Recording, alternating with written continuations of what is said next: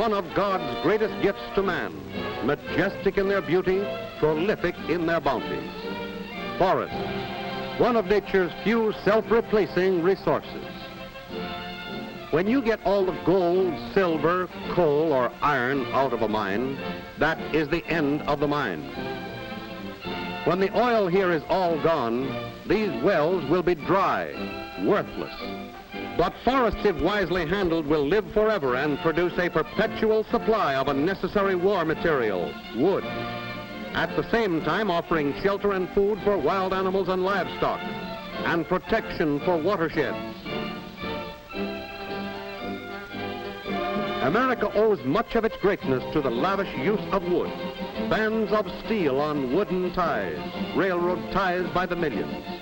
Threads of copper on wooden poles. Railroads and communication lines brought this country's distant communities together, and it became great. About 50 years ago, some far-sighted public-spirited citizens realized that future timber crops must be planned if we, their children and grandchildren, were to enjoy the use of forest products. Plenty of wood to meet every challenge could be assured if sensible cutting and adequate protection measures were applied to all forest land.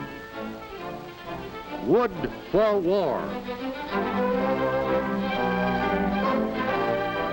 Wood for peace. Wood through mud. Wood over hills. Wood down roads. Wood along waterways. Wood over waterways. Wood for war. Wood for peace. Wood for us now. Wood for him 20 years from now. Our armed forces need steel, tin, and aluminum.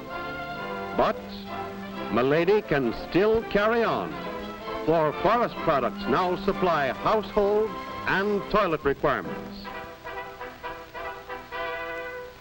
The Army needs wool, silk, cotton, leather. So civilians turn to wood. Every article of clothing and adornment worn by this pretty miss is a forest product. The Navy needs special woods for patrol boats, minesweepers, and supply ships. But we may still furnish our homes comfortably with furniture made of wood, not suited to defense purposes. The colorful seats and backs are plastic, a wood product. There is an unprecedented demand for wooden military buildings. Our forests will not let us down. The demand will be met. And civilian war workers too need homes. More wood. Again, the need will be supplied. Chemists and engineers are developing new uses for wood and wood waste to replace critical materials. Right now, more than 200 drugs and remedies come from the trees. And did you know that phonograph records, motion picture film, food for man, fodder for cattle, fuel for automobiles, dyestuffs, paints, oils, and naval stores can all be made of forest products. Food containers to save tin, dishes, and 1,000 other articles are made of wood pulp. Well, the idea up to now has been to show you the importance of wood. The Army needs wood. The Navy needs wood.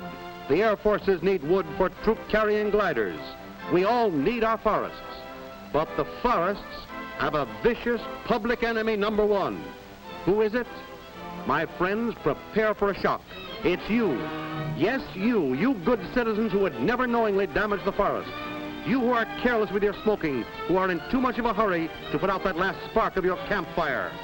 Fire, ruthless, devastating forest fire, wiping out homes, destroying critical war materials, taking its annual toll of lives. Here is a war plant. To be close to its raw supply, it is located near the edge of a forest.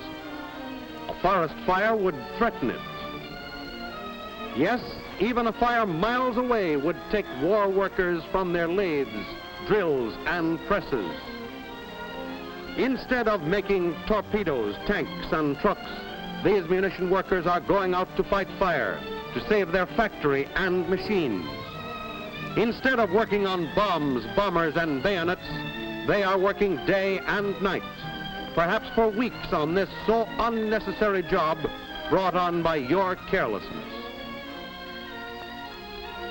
Halting production, slowing up delivery of badly needed rifles and bullets, leaving our brothers and our sons, our husbands and our sweethearts, who marched away so bravely to fight for us, now in their foxholes in mire and muck, without adequate means to defend themselves. Yes, fires do slow up war production. What are you going to do about it? I know. Before you throw that match away, you're going to think. Break it in two. Feel it. Know that it's out. You are going to crush out that pipe heel.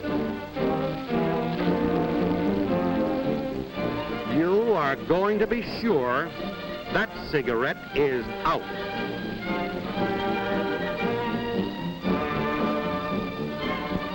You are going to save the forests to help win the war.